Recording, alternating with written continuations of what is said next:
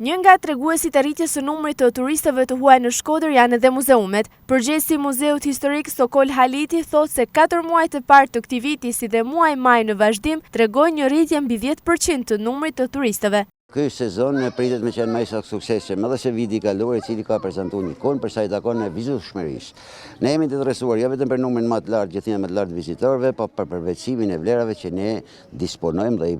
i prezentojmë në sistemin e muzeumit të bashkisë tonë. Mund t'ju them që sidomos muaji maj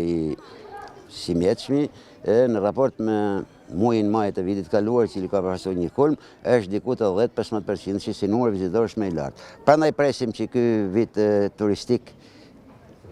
që unë pretendoj ta quaj jo vit thjesht turistik, po vit i riafirmimit gjithnjë më të madh të vlerave tona, të trashëguar nga historia dhe të përpunuar të administruar dhe të përfaqësuara prej nesh, të jetë edhe më i suksesshëm se viti i kaluar. Haliti thekson se rezultatet e deri tanishme janë një bazë e mirë për të qenë optimist se ky vit do të shënojë një numër shumë më të lartë turistësh të huaj në Shkodër.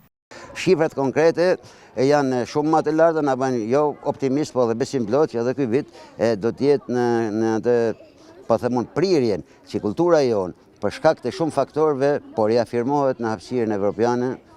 sidomos në hapësirën evropiane. 10 muzeumeve në varësitë e Bashkisë Shkodër përbëhet nga Muzeu Historik, Muzeu i Dëshmisë dhe Kujtesës, si dhe Muzeu i Kështjellës Rozafa, ndërsa Muzeu Kombëtar i Fotografisë Marubi është në varësi të Ministrisë së Ekonomisë, Kulturës dhe Inovacionit. Të gjitha këto muzeume luajnë një rol shumë të rëndësishëm për zhvillimin e turizmit kulturor historik në Shkodër dhe njëkohësisht prezantojnë tek të huaj trashëgimin tonë të pasur si pjesë e identitetit kombëtar.